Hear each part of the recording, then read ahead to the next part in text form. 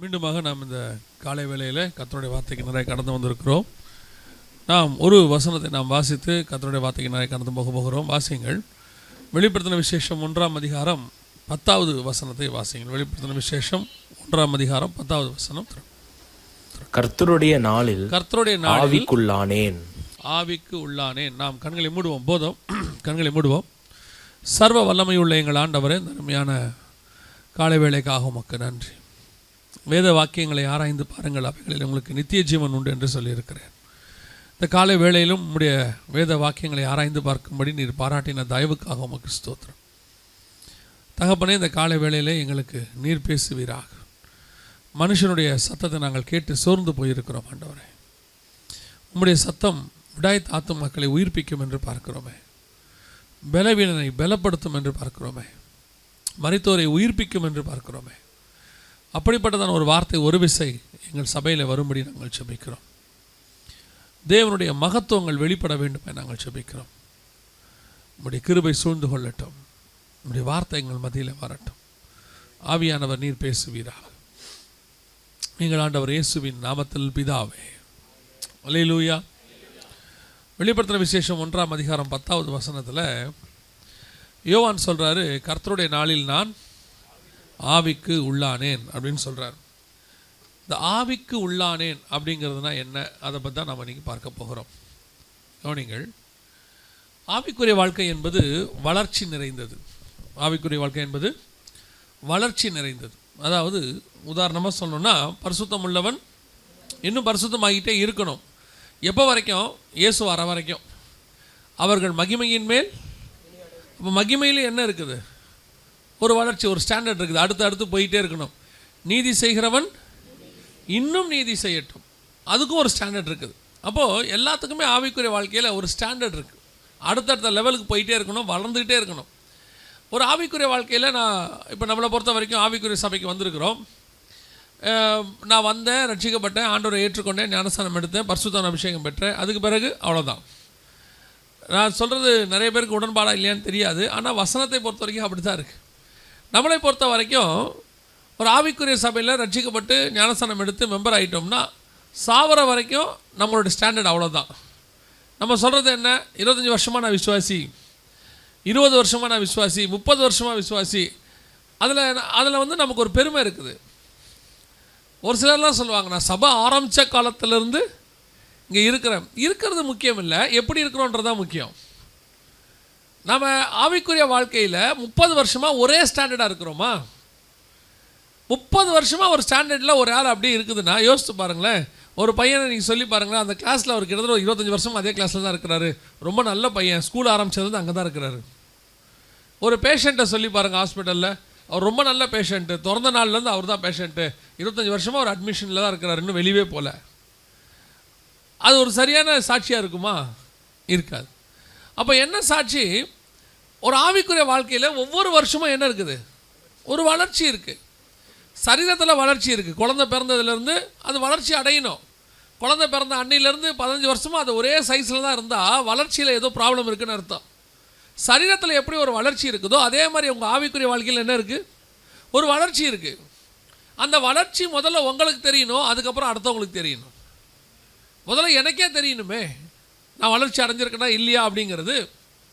அப்போ அந்த ஆவிக்குரிய வாழ்க்கையுடைய வளர்ச்சியை பற்றி தான் நாம் இன்றைக்கி பார்க்க போகிறோம். ஆவிக்குரிய வாழ்க்கையில் பரிசுத்தாவின் பெற்றுக்கொள்வதில் ஒரு வளர்ச்சி இருக்கிறது. இப்போ உதாரணமாக நீங்கள் அந்த வெளிப்படுத்தின விசேஷம் 1ஆம் அதிகாரம் 10ஆம் வசனம் வாசிச்சுமே, அந்த வசனத்தை நம்ம ரொம்ப சர்வசாதாரணமாக வாசிச்சிருக்கிறோம். அந்த வசனத்தை திருப்பி இன்னொரு விஷயம் வாசிங்க. கர்த்தருடைய நாளில் ஆவிக்குள்ளானேன். கர்த்தருடைய நாளில் ஆவிக்குள்ளானேன்னா என்ன? இந்த யோவான் இதுக்கு முன்னாடியே பரிசுத்த அபிஷேகம் பெற்றவர். வாசிங்க. அப்போஸ்தலர் நடபடிகள் 2ஆம் அதிகாரம் 4வது வசனத்தை வாசிங்க. அப்போஸ்தலர் 2:4 வாசிங்க. அவர்கள் எல்லாரும் பரிசுத்த ஆவியினாலே நிரப்பப்பட்டு ஆவியானவர் தங்களுக்கு தந்தருளின வரத்தின்படியே வெவ்வேறு பாஷைகளிலே பேசத் தொடங்கினார்கள். எல்லாரும் பரிசுத்த ஆவியினால் நிரப்பப்பட்டு. அப்போஸ்தலர் நடபடிகள் 2ஆம் அதிகாரத்திலேயே யோவான் என்ன ஆயிட்டாரு? பரிசுத்த ஆவியில நிரப்பப்பட்டுட்டார். ஆனால் 1ஆம் அதிகாரம் 10ஆம் வசனம் சொல்லுது, கர்த்தருடைய நாளில் நான் ஆவிக்குள்ளானேன். அப்படின்னா என்ன அர்த்தம்? 2ஆம் அதிகாரம் 4ஆம் வசனத்திலே பரிசுத்த அபிஷேகம் பெற்று அப்போஸ்தலர் நடபடிகள் ஃபுல்லாக ஊழியம் பண்ணி அவரை முடவனை நடக்க வச்சு இப்படி பல அற்புதங்களை செய்கிறாரு. அதே யோவான் தான் நான் சொல்கிறேன். ஆனால் வெளிப்படுத்தின விசேஷம் 1:10 வரும்போது சொல்கிறாரு, கர்த்தருடைய நாளில் நான் ஆவிக்குள்ளானேன். இதுதான் ஆவிக்குரிய வாழ்க்கையினுடைய வளர்ச்சி. 2ஆம் அதிகாரம் 4ஆம் வசனத்தில் ஆவியானவர் எனக்குள்ளே வந்தார். 1ஆம் அதிகாரம் 10ஆம் வசனம் வெளிப்படுத்தல நான் ஆவியானவருக்குள்ளே போனேன். இந்த டிஃபரன்ஸ் புரியுதா? உங்கள் ஆவிக்குரிய வாழ்க்கையினுடைய டிஃபரன்ஸ் இது. முதல்ல பரிசுத்தாவின் அபிஷேகம் பெறும்போது ஆவியானவர் எனக்குள்ளே வருகிறார். என்னுடைய ஆவிக்குரிய வாழ்க்கையினுடைய வளர்ச்சி வரும்போது, என் ஆவிக்குரிய வாழ்க்கை இன்னும் ஆண்டவருக்குள்ளே ஸ்திரப்படும் போது ஒரு நாள் வரும், எனக்குள்ள இருக்கிற ஆவியானவருக்குள் நான் போவேன். இனி ஆவியானவர் எனக்குள் இருக்க மாட்டார், நான் ஆவியானவருக்குள் போவேன். இந்த டிஃபரன்ஸ் தான் ரொம்ப முக்கியம். நீங்கள் பரிசுத்தாவின் அபிஷேகத்தை பெற்றுக்கொண்டோங்கிறதுலையே நமக்கு பெருமை இருக்குது. பரிசுத்தாவின் அபிஷேகம் பெற்றுக்கொண்டோங்கிறதுல திருப்தி இருக்கு. பரிசுத்தாவின் அபிஷேகத்தை பெற்றுக்கொண்டோங்கிறதுல ஒரு நிறைவு இருக்கு. அவ்வளோதான், ஃபினிஷ். ஆனால் உங்களை ஆண்டவர் அழைத்தது அதற்காக மட்டும் இல்லை.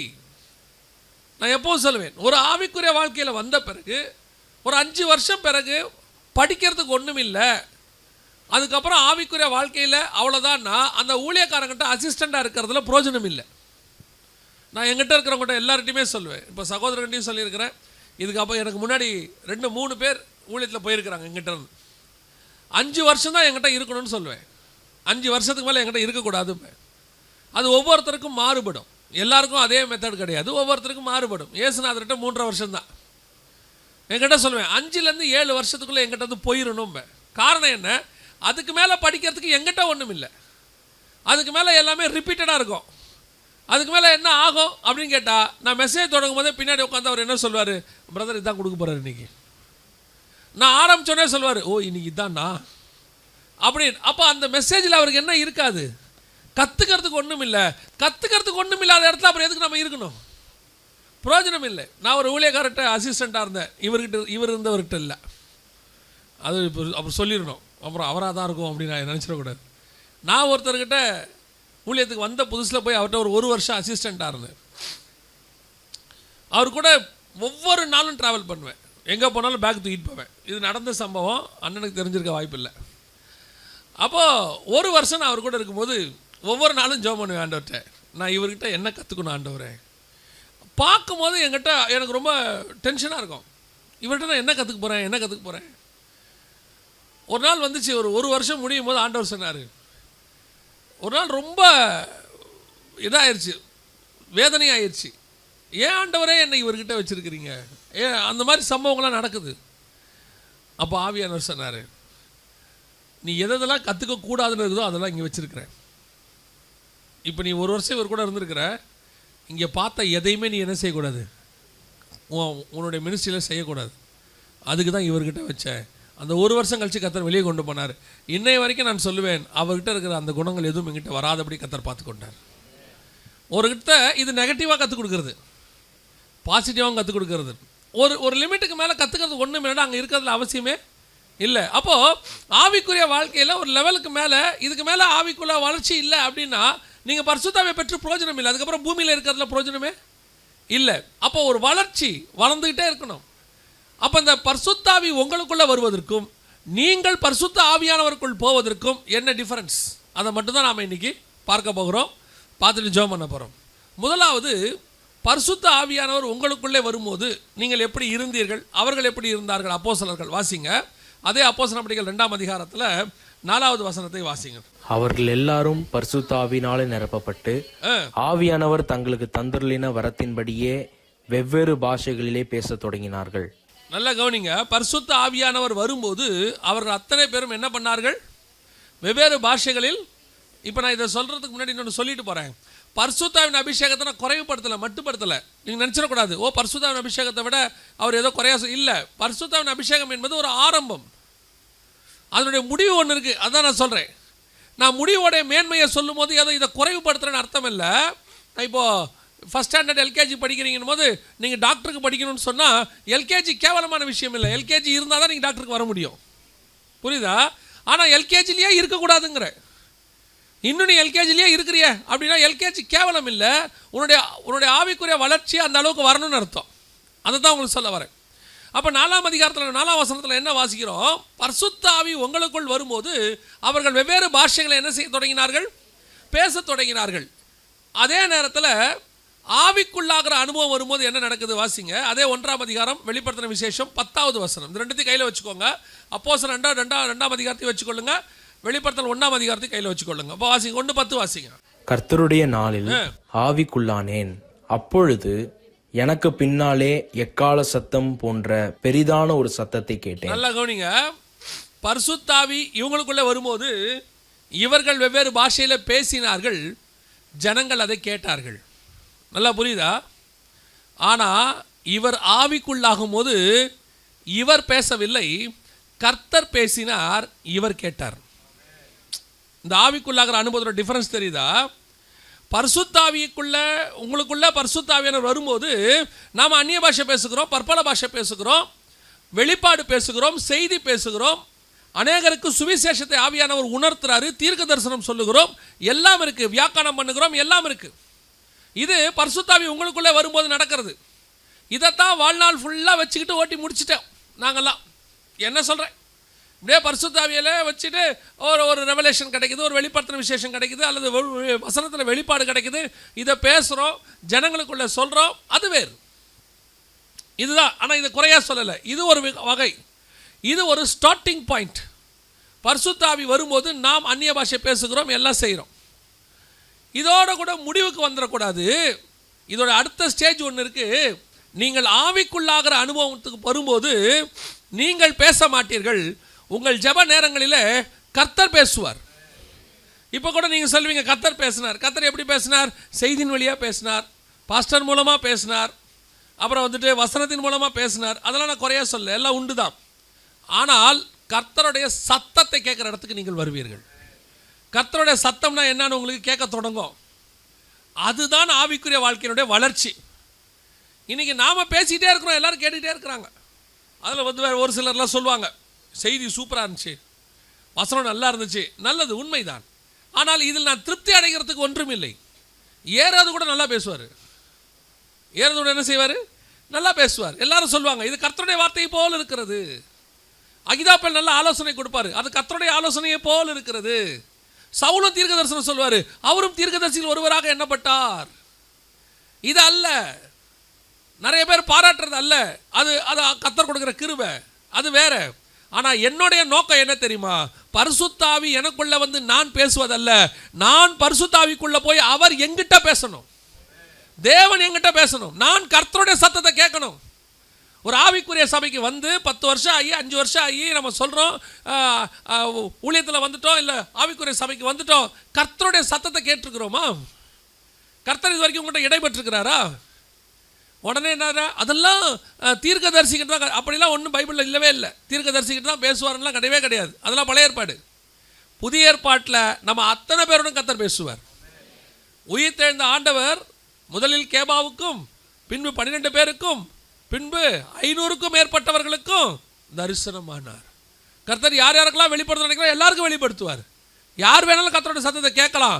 கர்த்தர் பேசுவதுக்கு ரெடி, கேட்கறதுக்கு நீங்கள் ரெடியாக இருக்கிறீங்களா? அந்த இடத்துக்கு நீங்கள் வந்திருக்கிறீங்களா? ஆவிக்குரிய அனுபவத்துக்கு வந்திருக்கிறீங்களா? நான் சொல்லுவேன், உங்களுடைய கணவன் இருக்கிறார் வீட்டில், அந்த கணவனை குறித்து அந்த ஊரில் இருக்கிறவர்களுக்கு ஒரு அளவுக்கு தெரியும். நான் சொல்கிறது புரியுதா? இப்போது அண்ணன் போகிறாங்க, போகும்போது இந்த ஏரியாவில் இருக்கிறவங்களுக்கு தெரியும், அவங்க பாஸ்டராக இருக்காங்க, அவங்களுக்கு 2 பசங்க இருக்காங்க, அவங்க வந்து ஊழியத்துக்கு போவாங்க வருவாங்க. அவங்க வந்துட்டு சிலர்லாம் இன்னும் கொஞ்சம் கூட கண்டுபிடிப்பாங்க, அவங்க இந்த கலர் சட்டை தான் போடுவாங்க, அவர் ரொம்ப அமைதியாக நடக்கிற மனுஷன், இதெல்லாம் சொல்லுவாங்க. இது எல்லாரும் சொல்லுவாங்க. ஆனால் மணவாட்டிக்கு தான் அவங்களுக்கு தெரியாததெல்லாம் தெரியும். அவங்களுக்கு தெரிஞ்சது மட்டும் மணவாட்டிக்கு தெரிஞ்சிருந்தா, மனைவிக்கு தெரிஞ்சிருந்தா அதில் ஒரு பிரயோஜனம் இல்லை. அதான் எல்லாருக்கும் தெரியுமே. எல்லாரும் பேசுகிற மாதிரி நான் ஆவிக்குரிய வாழ்க்கையில் பேசினா நான் 10ஓட 11. யாருக்கும் தெரியாத ஒன்று எனக்கு தெரிஞ்சாதான் நான் மணவாட்டி.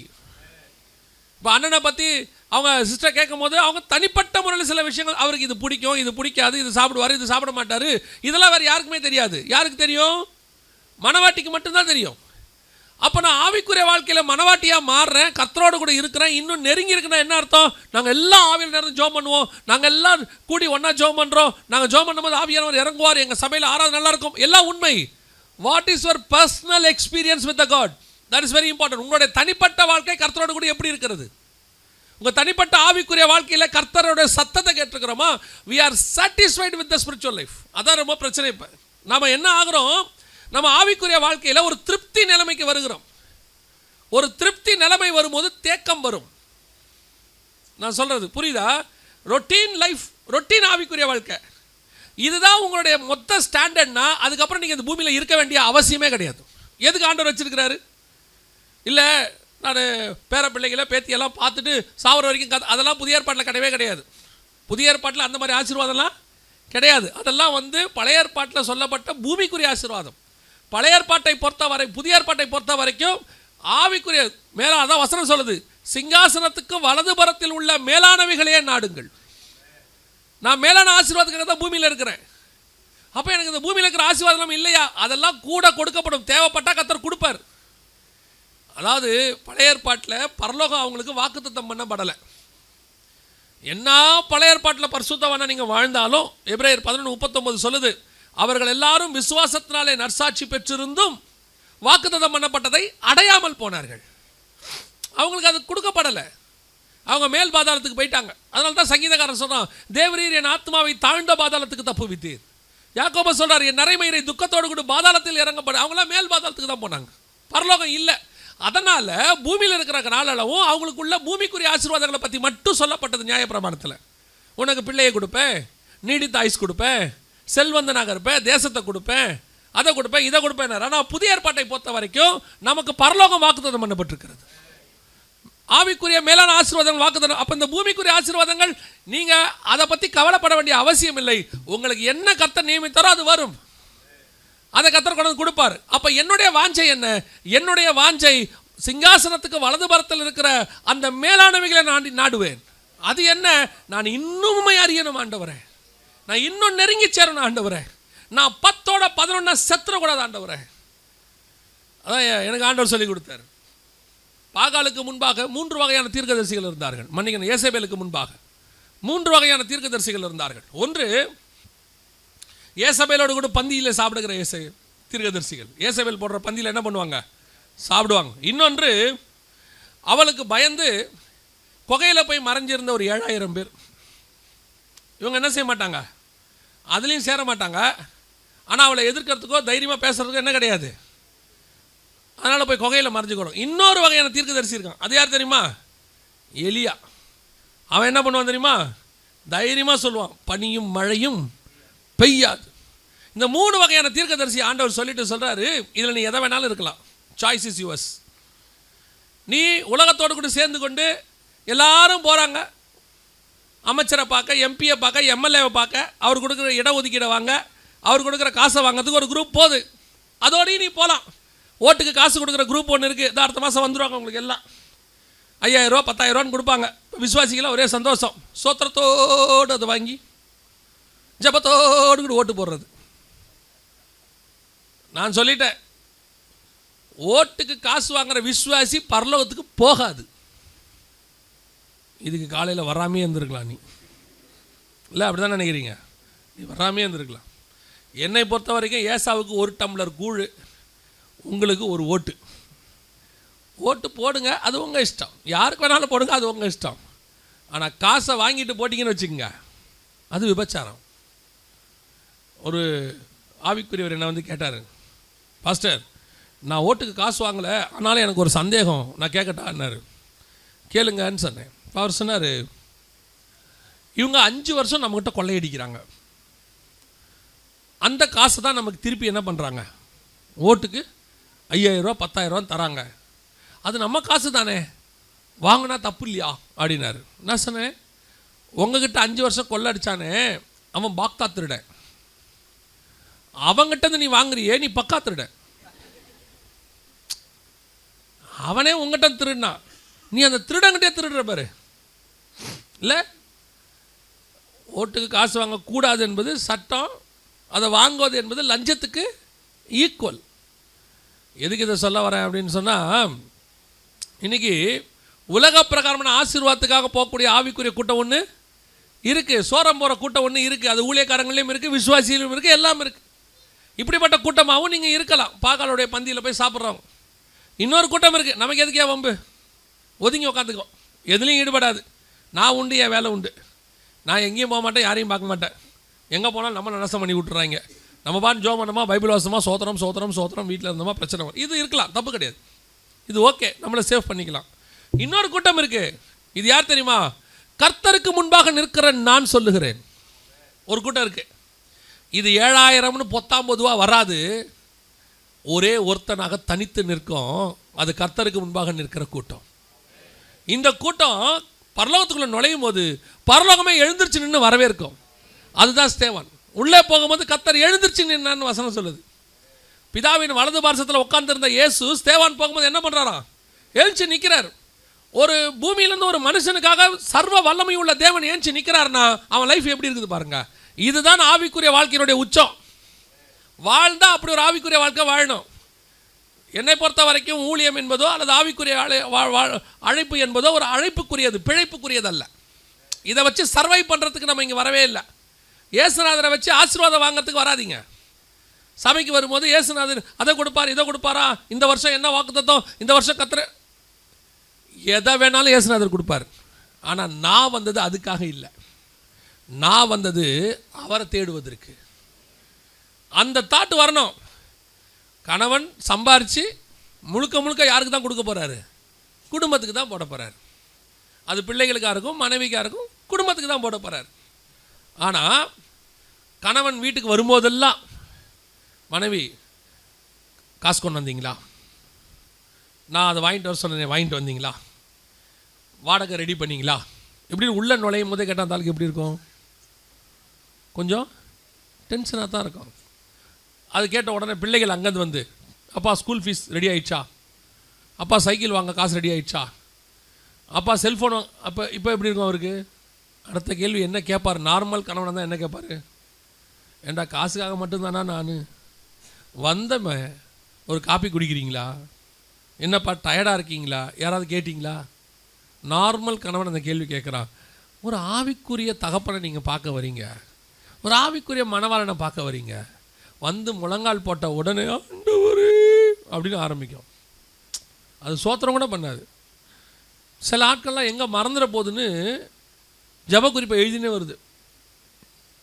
மறந்துட போகுதுன்னு சொல்லிட்டு சபையில் கொடுக்குற ஜப குறிப்பு இல்லை, அவங்க கொஞ்சம் வச்சுருப்பாங்க, அவருக்காக பண்ணோம், அதை காணும் இந்த மாதம், இப்படியே அழுதுகிட்டே இருக்கும். அது முழங்கால் போடுறதுனா ஏசுனதில் டென்ஷனாக வரும். ஐயோ வருதே, இப்போ அழப்போதே. என்னை ஆண்டவர் எதுக்கு சபைக்கு வர வச்சிருக்கிறாரு, என்னை எதுக்கு கூப்பிட்டுருக்கிறாரு?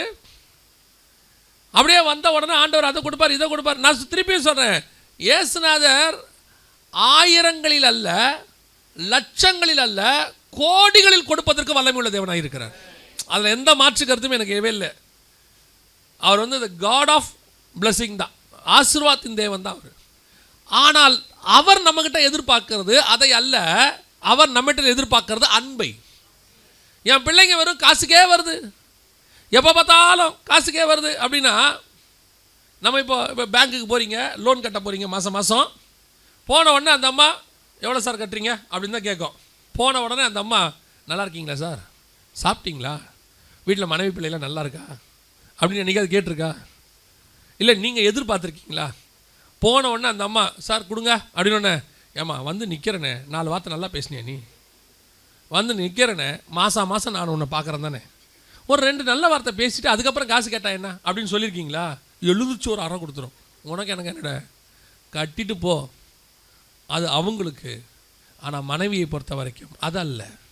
மணவாட்டி என்பவள், சபை என்பது தேவனை காசுக்காகவோ ஆசீர்வாதத்துக்காகவோ மட்டும் தேடுகிற இடம் இல்லை. எவ்வளவுக்கு எவ்வளோ என் தேவனோடு நான் நெருங்குகிறேனோ அவ்வளவுக்கு அவ்வளவு என் மணவாளனோடு கூட என் ஆவிக்குரிய வாழ்க்கையினுடைய உச்சம்.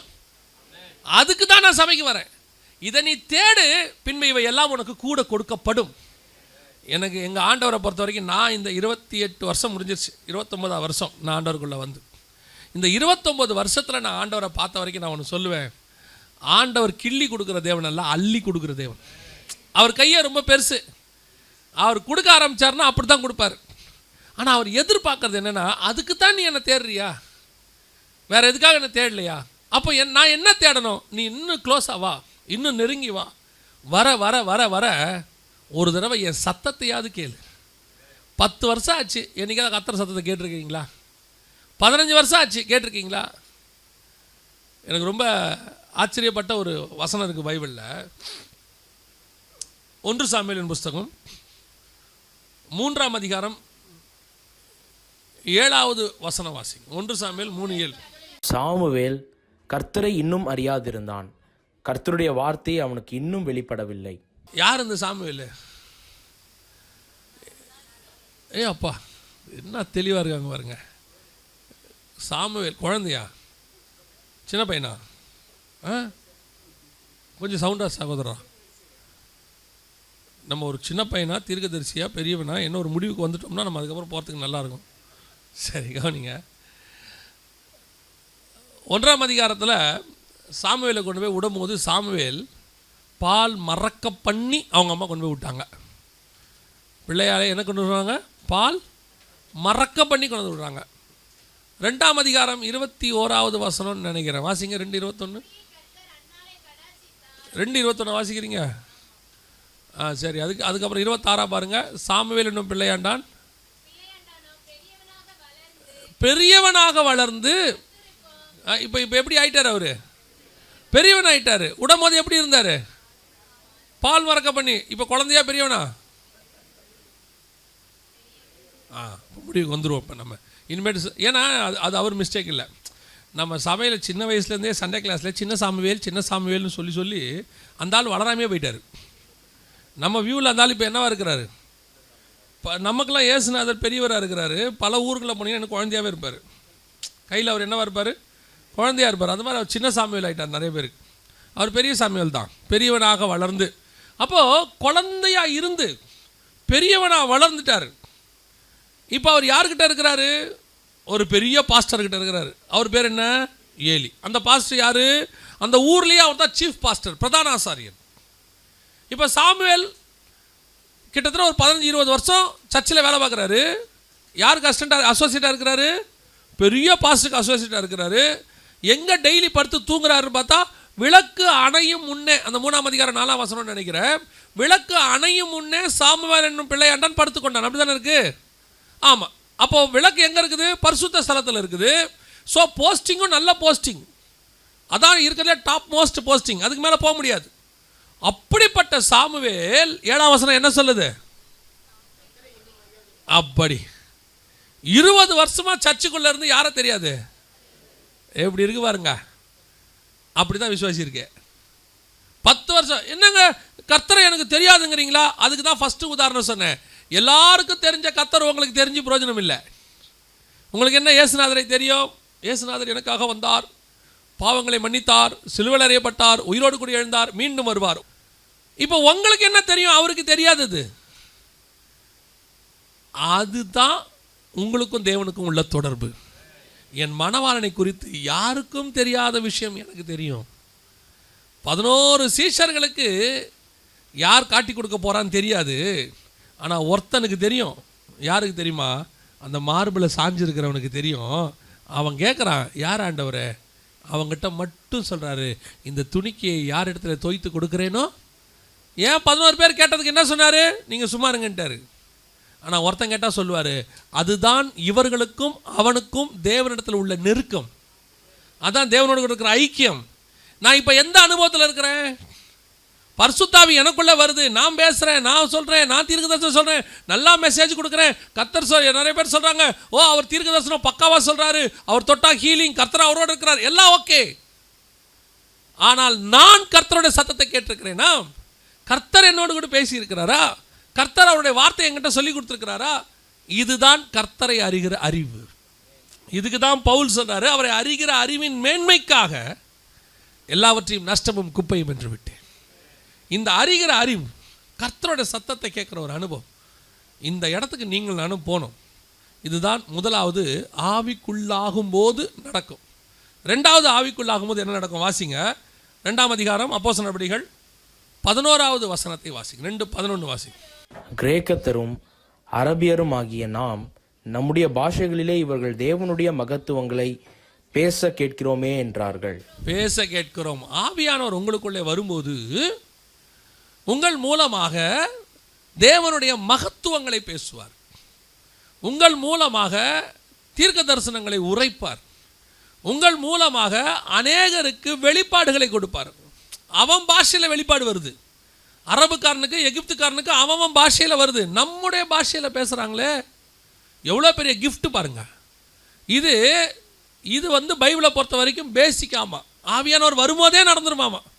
இன்றைக்கை பொறுத்த வரைக்கும் இந்த மாதிரி ஒரு வரம் இருந்தால் அவர் தான் இருக்கிறதே பெரிய ஊழியக்காரர் இல்லையா? இன்னைய பொறுத்த வரைக்கும் இந்த மாதிரி ஒரு வரம் இருந்து ஒரு 4 வரம் நின்று தீர்க்க தரிசனம் சொல்லிட்டாருன்னா அவர் யார்? ஓப்பா அவருங்க. ஒருத்தர் வந்து என்கிட்ட சொன்னாங்க, அவருங்க பெரிய ஊழியக்காரங்க அப்படின்னா. எப்படி சொல்கிறீங்கன்னு கேட்டேன்.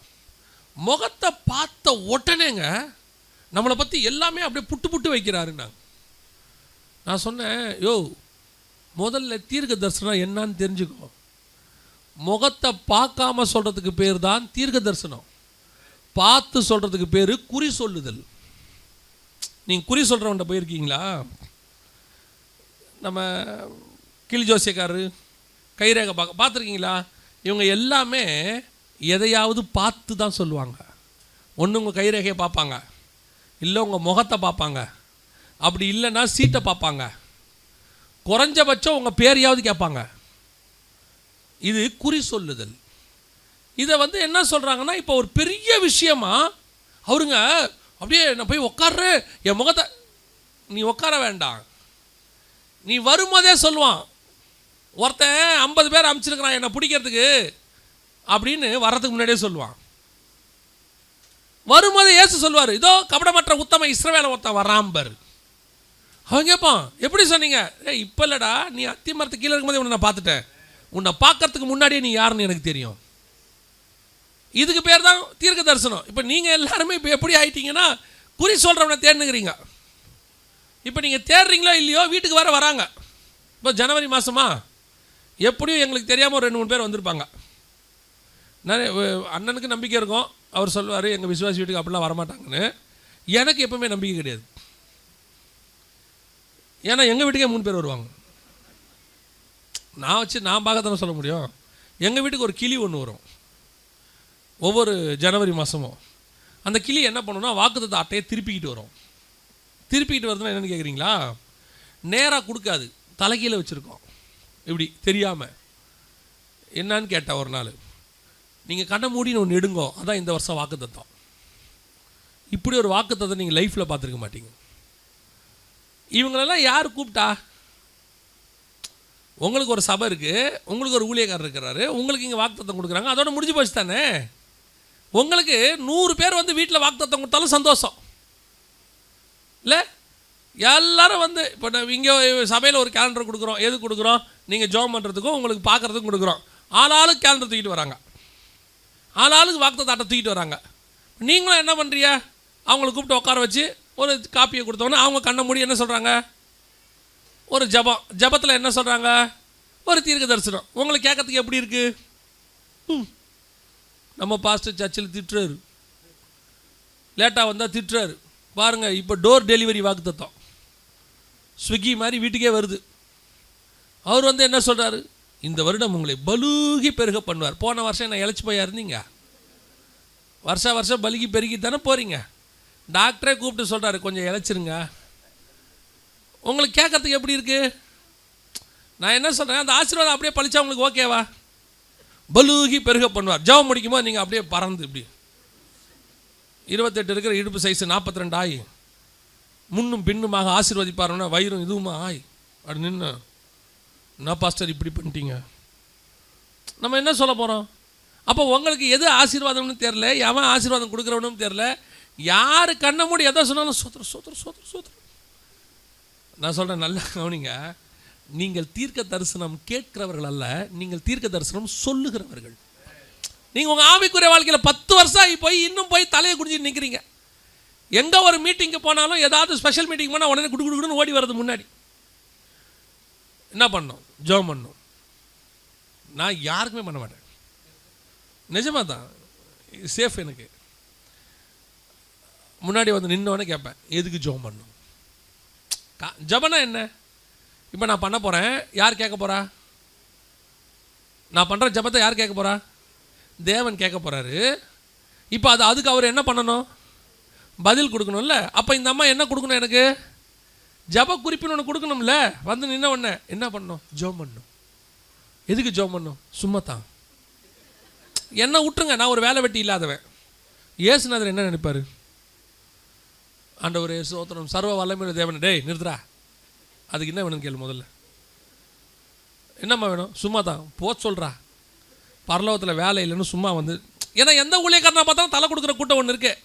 அவர் வந்து நம்மளை தொட்டுட்டா போதும். ஏன் எதுக்கு உங்களை நாங்கள் தொடரணும்? இப்போ நீங்களே ஆசீர்வாதங்க. சர்வ வல்லமை உள்ள பரிசுத்த ஆவியானவர் உங்களுக்குள்ளே தங்கி வாசம் பண்ணுகிறார். உங்களுக்கு இப்போ உங்களை பற்றியே தெரிய மாட்டேங்குது. அதான் பிரச்சனையே. இப்போ நீங்கள் ஆவிக்குள்ளாகி இப்போ ஆவிக்குள்ளாகிற அனுபவம் தான் என்ன வரும்? இப்போ பரிசுத்த ஆவியை பெற்றீங்க, மகத்துவங்களை பேசுகிறோம். இதுக்கே நீங்கள் பிரமிச்சு போகிறீங்க. அப்படி பேசுகிற ஊழியக்காரர் உங்களுக்கு தேவனுக்கு அடுத்த ஸ்டேஜுக்கு போகிறாரு. இன்னும் சொல்ல போனால் இப்போ ஒரு புது வார்த்தை ஒன்று இருக்குது, மற்றவங்களாம் திட்டி அனுப்பிச்சிட்டு இருக்கிறேன். அதனால தான் மீட்டிங்கும் கூப்பிட மாட்டான் போல இனிமேட்டு. நம்மளை போகிற இடத்துலலாம் நான் உங்கள் ஃபேன், எப்போ ஏசியாக மாறுவீங்கன்னு கேட்டேன். ஊழியக்காரனுக்கு என்ன ஃபேனு? ஊழியக்காரன்னா என்ன அர்த்தம்? இங்கிலீஷில் சர்வன்ட் ஆஃப் காட், வேலைக்காரன் அர்த்தம். நான் தேவன் விட்டு வேலைக்காரன், அவள் தானே. அதோட நிறுத்திடுங்க. உங்களுக்கு என்ன பழக்கம்னா, இந்த தாசில்தார் ஆஃபீஸுக்கு போனீங்கன்னா மரியாதை யாருக்கு? தாசில்தார் ஆஃபீஸ் போயிருக்கீங்களா? போயிருக்கீங்களா இல்லையா? சும்மா சொல்லுங்கள். நேற்றே சொல்லியிருக்கிறேன் என்ன பண்ணோம். தாசில்தார் ஆஃபீஸுக்கு போனால் யாருக்கு மரியாதை? வெளியே இருக்கிற பியூனுக்கு. உள்ளகிற தாசில்தாருக்குலாம் அவ்வளோ மரியாதைலாம் இல்லை, வெளியே இருக்கிற பியூனுக்கு தான். தாசில்தார்கிட்ட போயிட்டு சார் முடிச்சு கொடுங்க சார்னு கேட்க முடியாது. வெளியே இருக்க பியூன்கிட்ட கேட்டோம்னா வேலை முடிஞ்சிடும். நீங்கள் உங்களுக்கு அந்த பழக்கம் இப்போ இங்கே இருக்கு. நான் யார்? ராஜா வீட்டு பியூன். நீங்கள் காய்கறி வாங்கி கொடுக்குறோம் பின்னாடியே போகிறீங்க. எப்படியாவது பார்த்து முடிச்சு கொடுத்துருங்க, எனக்காக ஜெபம் பண்ணுங்க. நீங்கள் ஜெபம் பண்ணால் கர்த்தர் கண்டிப்பாக கேட்பார். பிஏ கிட்ட சொல்லல, நீங்கள் நினச்சா கண்டிப்பாக முடிச்சு கொடுத்துடலாம். அந்த பழக்கம் அப்படியே இருக்குது. நான் என்ன சொல்கிறேன், என்னை விட்டுருங்க. என்ன இல்லை, எல்லா ஊழியக்காரனையும் விட்டுருங்க. நேராக போங்க, முழங்கால் போடுங்க. உங்களுக்கு ராஜாவையே தெரியும். ஏற்றுக்கொண்டவர் எத்தனை பேரோ அத்தனை பேரும் தேவனுடைய பிள்ளைகளாகும்படிக்கு அதிகாரம் கொடுத்துருக்கிறார். நேராக போய் அப்பா கிட்டே மடியில் உட்காருங்க. அதையும் தாண்டி எனக்கு பைபிளில் ஒன்று தெரியல, எனக்கு ஜெபம் பண்ணல, எனக்கு உடம்பு சரியில்லை, அதுக்கு தான் உங்களுக்கு ஒரு ஊழியக்காரர் கொடுத்துருக்குறோம். நைட் 2 மணிக்கு கூப்பிடுங்க. எதுக்கு பாஸ்டர் கொடுத்துருக்குறோம்? நைட் 2 மணிக்கு கூப்பிடுங்க. நெஞ்சில் ஆட்டோ ஓடுற மாதிரி இருக்குது பாஸ்டர். சிலர்லாம் கூப்பிடுவான். நெஞ்சில் திங்க தெரியாமல் திங்கிறது. நைட்டு எதை போட்டாலும் என்ன மாதிரி தான். எதையும் சாப்பிட மாட்டேன்னு முடிவு எடுக்கிறது. கோழி காலை பார்த்தோன்னே சரி இருக்கட்டும், இன்றைக்கி ஒரு நாள் மட்டும் நம்ம ரெஸ்ட்ரிக்ஷன் பண்ணிடுவோம், நாளையிலேருந்து என்ன செஞ்சுருவோம். இந்த மாதிரி நிறைய நாள். பின்னாடி ஒருத்தர் சிரிக்கிறார், எங்கள் சகோதரர் ஒருத்தர். எதுக்கு என்ன பாருங்கள், உடனே சகோதரர் யாரான்னு பின்னாடி பார்க்குறாங்க. நீங்கள் நம்ம அந்த மாதிரி நம்ம உடனே நீங்கள் என்ன பண்ணுறீங்க? பியூனை பிடிச்சிக்கிறது, அந்த ஆளை பிடிச்சிக்கிட்டு எப்படியாவது சங்கமாங்க. நல்லா கவனிச்சுக்கொள்ளுங்க, நீங்கள் தேவனுடைய பிள்ளைகளாக இருக்கிறீர்கள். நீங்கள் போங்க, ஆண்டவர் உங்களுக்கு பதில் தருவார். உங்களுக்கு வேறு ஏதாவது தேவைன்னா உங்களுக்கு ஒரு ஊழியக்காரை கத்தர் என்ன செஞ்சுருக்கிறாரு? கொடுத்து வச்சுருக்கிறாரு. அவரை கூப்பிடுங்க, அவருக்கு ஃபோன் பண்ணுங்கள், அதோட நிறுத்துங்க. நீங்களும் அங்கே தான் போறியா? எல்லோரும் சிலர் வந்து எங்கிட்ட ஃபோன் நம்பர் கேட்பாங்க. உங்கள் நம்பர் கொஞ்சம் தரீங்களா? எதுக்கு? இல்லை, ஏதாவது டவுட் இருந்தால் கேட்காது. அதுக்கு தான் அவர் இருக்காரு, அவரை கேளுங்க. நான் இப்போ ஃபோன் நம்பர் யாருக்குமே தரதில்லை. இப்போ என்ன பண்ணிட்டேன் தெரியுமா? யாராவது எதாவது கேட்டாங்கன்னா எங்கள் ஆஃபீஸ் நம்பர் கொடுத்துறது. எங்கள் சகோதரர்கள் இருக்கான் பாருங்க, 3 நிமிஷம் தான் மரியாதை, 4வது நிமிஷம் வேறு மாதிரி பேசுவான். எங்கள் ஆட்கள்லாம் பயங்கரம். இப்போ அவங்க எங்கிட்ட சொல்கிறாங்க, முடியல பிரதர், ஒருத்தரும் 15 நிமிஷம் பேசுகிறானாவா. ஆஃபீஸ் ஃபோன் பண்ணி என்ன செய்கிறாங்க? 15 நிமிஷம் இந்த இதுக்கு தான் நான் பேசுகிறது இல்லை. ஒரு ஆள்கிட்ட பேச ஆரம்பித்தோம்னா 15 நிமிஷம் 20 நிமிஷம். முந்தானத்து ஒருத்தர் ஃபோன் பண்ணிட்டாரு, நான் அட்டன் பண்ணிட்டேன் ஆஃபீஸில். ஹலோ யார் பேசுகிறீங்க? ஜெகன் பேசுகிறேன். ஐயோ ஜெகன் பிரதரா? இந்த டிவிலெலாம் சூப்பர் சிங்கர்லாம் பேசுவாங்க பார்த்துருங்க. நீங்களா பேசுகிறீங்க, உங்ககிட்ட பேசுவேன் நான் எதிர்பார்க்கவே இல்லை. சரி, என்ன விஷயமா ஃபோன் பண்ண, உங்ககிட்ட பேசுனது அது மறந்தே போச்சு, வச்சிரு. விசுவாசி இப்போ எப்படி ஆயிடுச்சு ஊழியக்காரனே? அப்படி ஹீரோ வர்ஷிப் அதெல்லாம் பண்ணாதீங்க, தப்பு. நமக்கு இருக்கிற ஒரே ஹீரோ ஆண்டவராக இயேசு கிறிஸ்து ஒருவர் மட்டுமே. நான் என்ன மட்டுமே சொல்லலை, எங்கேயுமே போவாதீங்க. உங்களுக்கு ஒரு சர்ச் இருக்குது, ஒரு ஊழியக்காரர் இருக்கார், அதோட ஸ்டாப் பண்ணிடுங்க. நீங்கள் தேவன்கிட்ட போங்க. There is no mediators in the New Testament church. புதிய ஏற்பாட்டில் உங்களுக்கும் தேவனுக்கும் நடுவில் யார் கிடையாது? பிரதான ஆசாரியன்னு ஒருத்தன் கிடையாது. நாங்கள் எல்லாருமே அவரிடத்துல உங்களை சேர்த்து விடுவதற்காக வழியில் நிற்கக்கூடியவர்கள். நீங்கள் எப்படி அவங்ககிட்ட போய் சேரணும்னு சொல்லி கொடுக்குறவங்க. அப்போ நீங்கள் எப்படிப்பட்டவங்களா மாறணும்? மகத்துவங்களை பேசுகிறவங்களா மாறினது மட்டும் இல்லை, ஆவிக்குள்ளாகிற அனுபவம் வரும்போது என்ன ஆகும் தெரியுமா? வாசிங்க 4ஆம் அதிகாரம், வெளிப்படுத்தின விசேஷம் 4:1-2 வாசிங்க. இவைகளுக்கு பின்பு இதோ பரலோகத்தில் திறக்கப்பட்டிருந்த ஒரு வாசலை கண்டேன். முன்னே எக்கால சத்தம் போல என்னுடனே பேச நான் கேட்டிருந்த சத்தமானது, இங்கே ஏறி வா, இவைகளுக்கு பின்பு சம்பவிக்க வேண்டியவைகளை உனக்கு காண்பிப்பேன் என்று விளம்பினது. இப்போ பரிசுத்தாவி வரும்போது இவன் தேவனுடைய மகத்துவங்களை பேசினான். ஜனங்க கேட்டாங்க, ஜனங்க புகழ்ந்தாங்க, ஓ மகத்துவங்களை பேசுறாங்க. ஆனா ஆவிக்குள்ள ஆகும்போது என்ன நடக்கு தெரியுமா? இனி வரப்போகிற காரியங்களை பரலோகம் உனக்கு வெளிப்படுத்தும். இதுதான் உண்மையிலேயே வெளிப்பாடு. தேவன மகத்துவத்தை சொல்றது தப்பு கிடையாது. திருப்பியும் சொல்றேன், அது ஸ்டாண்டர்ட், ஆரம்ப ஸ்டாண்டர்ட். நீ எவ்வளவுக்கு எவ்வளவு தேவனோடு கூட ஆவிக்குள்ளாகிற அனுபவம் வருதோ அவ்வளவுக்கு அவ்வளவு தேவன் தம்முடைய ரகசியத்தை உன்னோடு கூட பேசுவார். தன் இருதயத்தில் உள்ளதை உங்ககிட்ட வெளிப்படுத்துவார். எப்பவுமே ஆண்டவர் தன்னுடைய இருதயத்தின் ரகசியத்தை வெளிப்படுத்துறதுக்கு ஒரு மனுஷனை தேடுவார். அது யார் வேணாலும் இருக்கலாம். அது யோவான் என்கிற மீன்காரனாகவும் இருக்கலாம், அது தானியேல் என்கிறதான ராஜா வீட்டில் வேலை செய்கிற ஆளாகவும் இருக்கலாம், அல்லது ஓசியாவாக இருக்கலாம், யோனாவாக இருக்கலாம், யார் வேணா இருக்கலாம். தன்னுடைய ரகசியங்களை வெளிப்படுத்துறதுக்கு ஒரு ஆளை கர்த்தர் தேடுவார். நான் சொல்கிறேன், அந்த ஆட்கள் நீங்களாகவும் இருக்கலாம். உங்ககிட்டையும் கர்த்தர் பேசுவார். உங்களுக்கு வாஞ்ச இருக்கணும், எங்கிட்ட பேசுங்க ஆண்டவரே. ஒரு சகோதரி ஃபோன் பண்ணாங்க, ஒரு வயசான அம்மா ஃபோன் பண்ணாங்க. எங்கள் சபை எங்களுக்கு ஃபோன் பண்ணிவிட்டு சொல்கிறாங்க, ஐயா ஆண்டவர் கால் நைட்டு 3 மணிக்கு என்னை எழுப்புனார். ஐயா எதுக்குமா எழுப்புனார்? உனக்கு ரொம்ப உடம்பு சரியில்லாமல் போதியா, நீ ரொம்ப உடம்பு சரியில்லாமல் போகிற, என் மகனுக்கு ஜோம் பண்ணு, அந்த வியாதி மோசமான வியாதி, அவனுக்காக நீ ஜோம் பண்ணுன்னாங்கய்யா. 3 நாளாக நான் டெய்லி காலையில் ஜோம் பண்ணுறேயா. அந்த அம்மா சொல்லும் போது நான் நல்லா இருக்கிறேன். அதான் ரொம்ப முக்கியம். அந்த அம்மா சொல்லும் போது நான் நல்லா இருக்கிறேன். எனக்கு ரொம்ப ஆச்சரியம். பொதுவாக நான் இந்த மாதிரி தீர்க்க தரிசனங்களை அசட்டையும் பண்ண மாட்டேன், சீரியஸாகவும் எடுத்துக்க மாட்டேன். ஏன்னா அசட்டை பண்ணால் தப்பு, சீரியஸாக எடுத்துக்கிட்டோம்னா பாதிப்பு. அப்படியே அதுவே மைண்டில் ஓடிக்கிட்டே இருக்கும், அதுவே வியாதி வந்துடும். அதனால் சீரியஸாக எடுக்க மாட்டேன், அசட்டையும் பண்ண மாட்டேன். சரி சோத்திரம் ஆண்டவரை நீங்கள் பார்த்துங்கன்ட்டு மறுநாள் சாதாரணமாக ஒரு ஜுரம் வந்தது. சாதாரணமாக நான் சொல்கிறது லாக்டவுனில் 15 நாள் படுத்தேன். 15 நாள் 2 ட்ரிப்பு, அதில் ட்ரிப்ஸ் ஏற்றுனாங்க. வீட்டுக்குள்ளே வச்சே இவ்வளவு நடந்துச்சு. வெளியே போனால் நம்மளை கொண்டு போய் எங்கே போட்டுருவான்? ஆமாம், அது வேறு ஜுரம் வந்துடும். நல்லா போகிறவனுக்கெலாம் வருதான். இப்போ சும்மா இருக்கிறவனுக்கே அங்கே போனால் வந்துருதாம்மா. 15 நாள் வீட்டுக்குள்ளேயே வச்சு டாக்டர்ஸ் வீட்டுக்கு வந்து ட்ரிப்ஸ் ஏற்றி எல்லாம் நடந்துச்சு. எனக்கு ஆச்சரியம். அந்த தாயார் யார்? ஒரு 70 வயசு தாயார். அவங்க சாதாரணமாக வீட்டில் இருக்கிறவங்க. கர்த்தர் அவங்களுக்கு சொல்கிறாரு, என் பையனுக்கு ஜெபம் பண்ணு. இதே மாதிரி ஒரு சம்பவம் ஆப்பிரிக்காவில் நடந்துச்சு. என்னுடைய நண்பர் ஒருத்தர் ஆப்பிரிக்காவில் ஊழியத்தில் இருக்கிறார். அவர் ஊழியக்காரர், நல்லா தெரிஞ்சுக்கணும், அவர் ஊழியக்காரர். டெய்லி அவருடைய ஆஃபீஸுக்கு எதிர்கடையிலேருந்து டீ கொண்டு வர பையன் ஒருத்தர் இருக்கிறான். ஆர்டர் கொடுத்தவொடனே அவன் டீ சர்வ் பண்ணிட்டு போவான். அந்த பையன் காலையில் வரான், டீ கொண்டு வந்து வைக்கும் போது இந்த ஊழியக்காரரை பார்க்குறான், என் ஃப்ரெண்டை. சார், அவன் இங்கிலீஷில் பேசுகிறான், சார் நீங்கள் இன்றைக்கி எப்படி வந்தீங்க? நீங்கள் இன்றைக்கி அட்மிட்டாக இருக்கணுமா ஹாஸ்பிட்டலில்? இவர் டென்ஷன் ஆகிட்டார். டேய் நல்லா உட்காந்துருங்க, நான் அட்மிட் ஆகிட்டேங்கிறேன். இல்லை சார், உங்களுக்கு இன்றைக்கி உடம்பு சரியில்லைன்னு வரும், நான் எனக்கு ஆண்டவன் நேற்று சொன்னார் ப்ரேயரில்.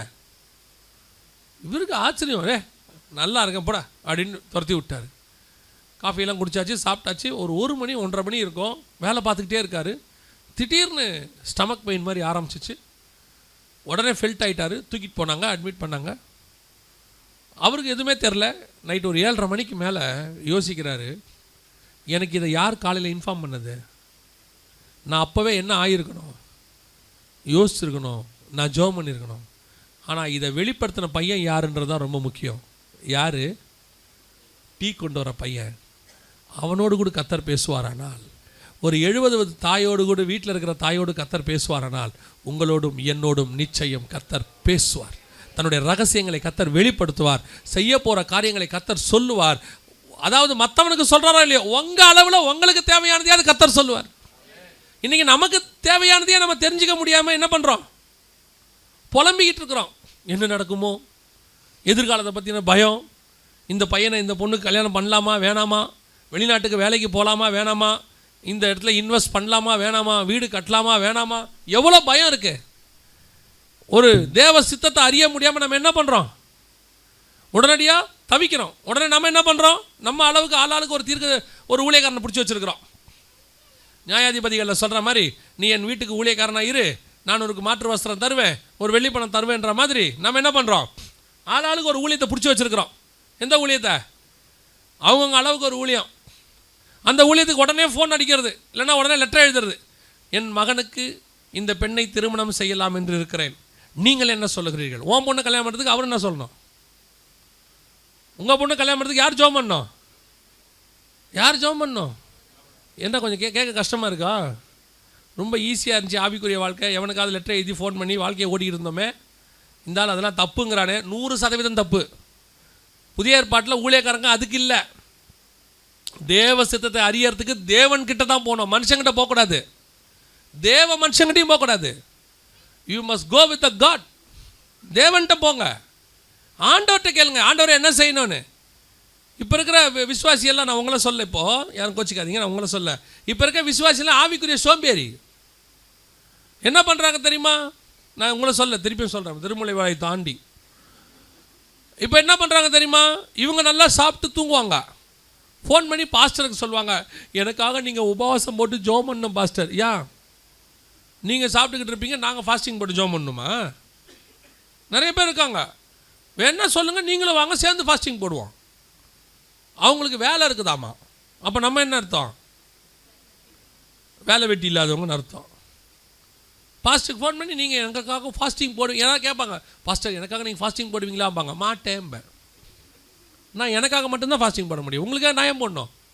உங்களுக்கு நீங்கள் போடுங்க, வேணா வாங்க சேர்ந்து போடுவோம். அதுக்கு வராது. ஏன்னா நான் ஃபாஸ்டிங் போட்டோம்னா அவங்களுக்கு எதுவும் கொடுக்க மாட்டேன், நான் சாப்பிடுவேன். கவனிச்சுக்கொள்ளுங்க. நீங்கள் போங்க தேவன்கிட்ட, தேவ சித்தத்தை நீங்கள் போய் கேளுங்க, முழங்கால் போடுங்க. என் பொண்ணுக்கு கல்யாணம் பண்ணலாமா அந்த பையனன்னு கேளுங்க. உங்களுக்கு என்ன தெரியுமா? இப்போ என்கிட்ட கேட்குறீங்க, நான் சொல்லிட்டேன்னு வச்சுக்கோங்க, பண்ணுங்கன்ட்டு. நாளைக்கு ஏதாவது ஒன்று ஆகி போச்சுன்னா பழைய தூக்கி யார் மேலே போடலாம்? நம்ம மேலே போட்டுடலாம். பாருங்க, எம்டி ஜெகன் தான் சொன்னார், இல்லைன்னா நான் பண்ணியிருக்கவே மாட்டேன். நான் சொல்லுவேன், அந்த ஆள் ஏன் சொன்னால் நீங்கள் ஏன் பண்ணுறீங்க? நீங்கள் போய் ஜெபம் பண்ணுங்க ஆண்டவர்கிட்ட. ஆண்டவரே, நான் என் மகளுக்கு இந்த மகனை கொடுக்கலாமா வேணாமான்னு கேளுங்க. தேவ சித்தத்தை ஆண்டவர்கிட்ட கேளுங்க. ஒரு நாளைக்கு 2 நாள் ஜெபம் பண்ணுங்க, 2 நாளைக்கு 3 நாள் ஜெபம் பண்ணுங்க. நிச்சயம் கர்த்தர் பேசுவார், நிச்சயம் கர்த்தர் இடைபடுவார். தன்னுடைய சித்தத்தை கர்த்தர், ஆண்டவருக்கு விருப்பம் என்ன தெரியுமா? என்னை கேட்டு ஒருத்தன் செய்கிறானேன்னு சந்தோஷமாக கர்த்தர் உங்களுக்கு பதில் தருவார். அவரை கேட்காத அந்த உலகத்தில் கேட்டு செய்யும்போது அவர் என்ன செய்வார்? சந்தோஷப்படுவார், தன்னுடைய ரகசியங்களை வெளிப்படுத்துவார். நான் இதை விட இன்னொரு ஸ்டேஜ் இருக்குது, இதுக்கு அடுத்த ஸ்டேஜ். அது என்ன தெரியுமா? ஆபிரகாம்கிட்ட வந்து சொல்கிறாரு, ஏப்பா நான் சோதோமை அழிக்க போகிறேன், உங்கள்கிட்ட ஒரு வார்த்தை சொல்லிட்டு போகலான்னு வந்தேன். இவங்ககிட்ட எங்க சொல்லணும்? இவன் யார்? மேலேருந்து இறங்குறார், கீழே இறங்குறவர் நேராக சோதோமுக்கு இறங்கி அழிச்சிட வேண்டியதானே. எங்கே வராரு? மம்ரேக்கு வராரு. யாருக்கிட்ட வராரு? ஆபிரகாம்கிட்ட வராரு. நாளைக்கு ஆபிரகாம் ஜாதி கோத்திரங்களுக்குள்ளே ஆசீர்வாதமாக இருக்க போகிறபடியினாலே, பூமியின் சந்ததிகள்லாம் ஆபிரகாமுக்குள் ஆசீர்வதிக்கிறவர்களாக இருக்கிறபடியினாலே, நான் செய்கிறதை என் தாசனாகி ஆபிரகாமுக்கு மறைப்பேனோ? ஒரு வார்த்தை சொல்லிடுவோம். ஏன்? நாளைக்கு அவன் வருத்தப்படுவான் பாரு. அப்படின்னா கர்த்தரும் ஆபிரகாமும் எவ்வளோ க்ளோஸ் பாருங்க. நான் செய்ய போகிறத போய் இவன்கிட்ட மறைக்க முடியாதுப்பா, அவன் கோச்சுப்பான், ஏன் சொல்லாமல் செஞ்சிட்டீங்கன்னு. இந்த ரிலேஷன்ஷிப் தான் உங்களுக்கும் எனக்கும் வரணும் ஆண்டவரோட. மற்றவங்கள பற்றி சொல்கிறது ரெண்டாவது பாருங்கள்.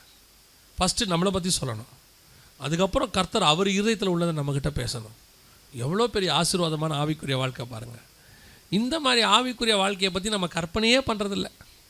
நம்மளை பொறுத்த வரைக்கும் ஞாயிற்றுக்கிழமை காலையில் வந்தோம், அரை மணி நேரம் ஆவியில் நிறைஞ்சோம், ஒரு 3/4 மணி நேரம் செய்தி கேட்டோம், அதில் ஒரு 35 நிமிஷம் தூங்கணும், கடைசி 10 நிமிஷம் தான். யாரை வேணால் கேட்டு பாருங்கள், பாஸ்டர் என்ன செய்தி கொடுத்தாரு, அருமையாக இருந்துச்சு.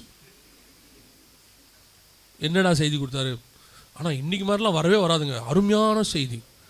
டேய் என்ன கொடுத்தாரு, முடிக்கும் போது ஒரு வார்த்தை சொன்னார் பாருங்கள், அவனுக்கு ஆரம்ப ஞாபகத்தில் இல்லை. நான் யாராவது சபைக்கு போய்ட்டு வந்தால் முதல்ல கேட்குறது என்ன செய்தி கொடுத்தாருந்தாங்க. என் பையனே கேட்பேன், என்னடா செய்தி கொடுத்தாரு அப்படின்னு. அவன் வந்துட்டு எதையாவது கதை மாதிரி ஆரம்பித்தான்னு சொல்லுவான், செய்தி கேட்கல தானே நீ. நல்லா செய்தி கேட்டவன் தலைப்பு வசனத்தை ஃபஸ்ட்டு சொல்லுவான், இதுலேருந்து ஆரம்பித்தார், இந்த பாயிண்ட்டு சொன்னார், அதில் முடிக்கும் போது இந்த பாயிண்ட்டை சொல்லி முடித்தாருன்னு ஒரு 4 விஷயத்த கண்டிப்பாக சொல்லுவான். சில ஆட்கள் நீ கேட்டு பாருங்கள், அது ஃபிசிக்கலி ப்ரெசண்ட்டு, மென்டலி ஆப்சண்ட்டு. உள்ளே உட்காந்துருப்பீங்க, எல்லாம் என்ன தான் என்ன செய்கிறீங்க பார்த்துட்டே இருப்பீங்க. ஆனால் கொஞ்சம் பேர் என்ன யோசிச்சுட்டே இருப்பீங்க, சிக்கன் 65 பவுட்ரு போட்டு வச்சுட்டு வந்துருக்குறோம், பூனை வருமா வராதான்னு தெரியாது, இந்த ஆள் முடிப்பானா முடிக்க மாட்டான்னு தெரியாது, சோத்திராண்டவரே. ஆனால் யாரை தான் பார்த்துக்கிட்டு இருக்கிறீங்க? ஆமாம். இப்போ திடீர்னு நான் என்ன சொன்னேன், சிக்கன் 65 என்ன சொன்னீங்க? Physically present, mentally absent. ஆவிக்குரிய வாழ்க்கை என்பது ஏதோ வாரத்துக்கு ஒரு நாள் போயிட்டு அரை மணி நேரம் ஆவியில் நிறைஞ்சிட்டு 3/4 மணி நேரம் செய்தி கேட்டு போகிறது இல்லை. தேவனோடு கூட சஞ்சரிக்கிற அனுபவம், தேவனுடைய சத்தத்தை கேட்கறது, தேவன் உங்களோடு கூட பேசணும், தேவன் தம்முடைய ரகசியங்களை வெளிப்படுத்தணும். கடைசியாக அந்த ஆவிக்குரிய வாழ்க்கை வரும்போது என்ன நடக்கும், அப்படி ஆவிக்குள்ளாகும் போது என்ன நடக்கும் வாசிங்க. முதலாவது பரிசுத்தாவி வரும்போது என்ன நடந்துச்சு, 2ஆம் அதிகாரம் அப்போஸ்தலர் நடபடிகள் 1வது வசனத்தை வாசிங்க. பெந்தேகோஸ்தே என்னும் நாள் வந்தபோது, பெந்தேகோஸ்தே என்னும் நாள் வந்தபோது அவர்கள் எல்லாரும் ஒருமனப்பட்டு ஓரிடத்திலே வந்தார்கள். அவர்கள் எல்லாரும் ஒருமனப்பட்டு ஓரிடத்தில் வந்தது. இப்போ பரிசுத்தாவியானவர் வந்து அவங்களை நிரப்புறார். 4வது வசனத்தில் கவனிங்க, பரிசுத்த ஆவி உங்களுக்குள்ளே வரும்போது நீங்கள் இருக்கிற இடத்திற்கு அவர் வருவார். நல்லா புரியுதா? நீங்கள் எங்கே தொழுது கொண்டாலும் அங்கே அவர் வருவார். வீட்டில் ஜோம் பண்ணாலும் பரிசுத்தாவியில் நிரம்புறீங்களா இல்லையா? நிரம்புகிறோம். சர்ச்சில் ஜோம் பண்ணாலும் நிரம்புறோமா இல்லையா? நிரம்புகிறோம். ஒருவேளை ஒரு ஸ்பெஷல் மீட்டிங் நம்ம ஒரு ஹாலில் வைக்கிறோம், அங்கேயும் பரிசுத்தாவினர் என்ன பண்ணுறாரு, நிரப்புறார். திடீர்னு ஒரு கேம்ப் சைட்டுக்கு போகிறோம், அங்கேயும் பரிசுத்தாவியானவர் நிரப்புறார். இது ஆவியானவர் உங்களுக்குள்ளே வர அனுபவம். நீங்கள் எங்கே ஜோம் பண்ணாலும் என்ன செய்வார், நிரப்புவார். நைட்டு ட்ராவல் பண்ணிக்கிட்டு இருக்கிறீங்க, பஸ்ஸில் எல்லோரும் தூங்கிட்டாங்க, உங்களுக்கு தூக்கம் வரல, நீங்கள் கண்ணை மூடி சோதனை பண்ணிட்டு இருந்தீங்கன்னா ஆவியில் நிறையிறீங்களா இல்லையா? நல்லா நிறையிறோம். இது ஆவியானவர் நமக்குள்ளே வர்றது. நீங்கள் ஆவிக்குள்ளே போகிறதுல என்ன நடக்கும் தெரியுமா? வாசிங்க, 4ஆம் அதிகாரம் வெளிப்படுத்தின விசேஷம் 2வது வசனத்தை வாசி. 4:2. உடனே ஆவிக்குள்ளானேன், உடனே ஆவிக்குள்ளானேன், அப்பொழுது இதோ வானத்தில் ஒரு சிங்காசனம் வைக்கப்பட்டிருந்தது. இப்போ இவர் எங்க இருக்கிறாரு? எங்க இருக்கிறாரு? வானத்தில் இருக்கிறார். இன்னொரு வசனத்தையும் வாசிங்க, வெளிப்படுத்தல் 17:3 வாசிங்க பார்ப்போம். வெளிப்பாடு 17:3.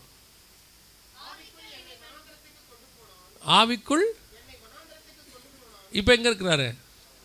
வனாந்தரத்துக்கு இருக்கிறார். இன்னொரு வசனத்தை வாசிங்க, எசேக்கியேல் புஸ்தகம் 37ஆம் அதிகாரம் 1, 2, 3 வசனம் வாசிங்க. கர்த்தருடைய கை என் மேல் அமர்ந்து கர்த்தர் என்னை ஆவிக்குள்ளாக்கி வெளியே கொண்டு போய். இப்ப நல்லா புரியுதா? பரிசுத்த ஆவி உங்களிடத்துல வரும்போது நீங்கள் எங்க இருந்தாலும் அங்கே ஆவியானவர் வருவார். ஆனா நீங்கள் ஆவிக்குள்ளாகும் போது அவர் எங்கே இருக்கிறாரோ அங்கே உங்களை கூட்டிட்டு போவார். புரியுதுங்களா? அவர் உங்களை எங்க கூட்டிட்டு போகணும்னு நினைக்கிறாரோ அங்க கூட்டிட்டு போயிடுவாரு. நீங்கள் இருக்கிற இடத்துல வந்து தங்கி நின்று அங்கே பேசிக்கிட்டு அங்கே மகத்துவங்களை சொல்லிக்கிட்டு அது ஒரு அனுபவம், ஸ்டார்டிங் அனுபவம். அதை குறையா சொல்லலை. பரிசுத்தாவியானவர் வரும்போது நீங்கள் இருக்கிற இடத்துக்கு வருவார், உங்களை நிரப்புவார், மகத்துவங்களை பேச வைப்பார், ஜனங்களை கேட்க வைப்பார், ஜனங்கள்லாம் ஆச்சரியப்படுவாங்க, இதெல்லாமே நடக்கும். ஆனால் ஆவிக்குள்ளாகிற அனுபவம் என்ன தெரியுமா? உங்களுடைய ஆத்மாவை, உங்களுடைய சரீரத்தை, உங்களுடைய ஆவியை கர்த்தர் மறுரூபமாக்கி, அல்லது நீங்கள் செத்தவனை போல உங்கள் சரீரம் கிடைக்கும். உங்களுடைய ஆவியை கர்த்தர் எங்கே கொண்டு போயிடுவார்? அவர் இருக்கிற இடத்துக்கு கூட்டிகிட்டு போயிடுவார். அவர் எங்கே இருக்கிறாரோ, அவர் எங்கே கூட்டிகிட்டு போகணும்னு நினைக்கிறாரோ. எனக்கு எசேக்கியேல் புஸ்தகம் 8ஆம் அதிகாரம் நினைக்கிறேன். அதில் ஒரு சம்பவம் ரொம்ப ஆச்சரியமாக இருந்துச்சு. எசேக்கியேல் 8:1-2 வாசிங்க பாப்போம். 6ஆம் வருஷத்து 6ஆம் மாதம் 5ஆம் தேதியிலே நான் என் வீட்டில் உட்கார்ந்திருக்கிற போது யூதாவின் மூப்பர்கள் எனக்கு முன்பாக உட்கார்ந்திருந்த. நல்லா கவனிங்க, எல்லாம் உட்கார்ந்து என்ன பண்ணிட்டு இருக்காங்க? பேசிட்டு இருக்காங்க. யூதாவின் மூப்பர்கள்லாம் உட்காந்து, பெரிய மனுஷன்லாம் பேசிட்டு இருக்கிறாங்க. எசேக்கியேலும் உட்காந்து பேசிட்டு இருக்கிறாரு. இருக்கும்போதும் கர்த்தராகிய ஆண்டவருடைய கரம் அங்கே என் மேல் அமர்ந்தது. அப்போ 3 வாசிக்குமா. கை போல் தோன்றினதை அவர் நீட்டி என் தலைமயிரை பிடித்து என்னை தூக்கினார். ஆவியானவர் என்னை பூமிக்கும் வானத்திற்கும் நடுவே கொண்டு போய். இப்போ எசேக்கியேல் எங்க இருக்கிறாரு? வானத்துக்கு பூமிக்கும். இதுக்கு முன்னாடி என்ன நடந்துட்டு இருந்துச்சு? எல்லாம் உட்காந்து பேசிட்டு இருக்கிறாங்க. எல்லாரும் உட்காந்து பேசிட்டு இருக்கிறாங்க. யூதாவின் மூப்பர்கள், இவரும் உட்காந்து இருக்கிறாரு. கர்த்தர் என்ன பண்ணாரா? கை போல் தோண்டினதை தலைமையில பிடிச்சி எங்கே கூப்பிட்டு போயிட்டாரு? வானத்துக்கு பூமிக்கும். இப்போ எதிரில் உட்காந்துருக்கவன் என்ன நினைப்பான்? அவனை பற்றி இவருக்கு கவலையே இல்லை பாருங்க. நீ யார் கூட வேணா பேசிட்டு, நான் உங்ககிட்ட பேசணும், வா போலாம். என்ன ஒரு பொசசிவ்னஸ் பாருங்க. இப்போ இவர் எப்படி இருப்பார்? கீழே செத்தவனை போல கிடப்பார். அந்த எதிரில் இருக்கிற யூதா மூப்பர்களுக்கு தெரியும் போல, இந்த எசேக்கியேல் எப்பவும் இப்படி தான் பேசினே இருக்கும்போது சொல்லாமல் கொள்ளாமல் போயிடுவான். ஆண்டவர் என்ன செஞ்சிருவார்? கூட்டிகிட்டு போயிடுவார். அவன் எப்போ வருவான்னு தெரியாது. வாங்கப்பா எல்லாம் வீட்டுக்கு போகலாம், ஏஞ்சி போயிருப்பான் போல். ஏன்னா எல்லாருமே சாதாரணமாக இருக்காங்க அந்த இடத்துல.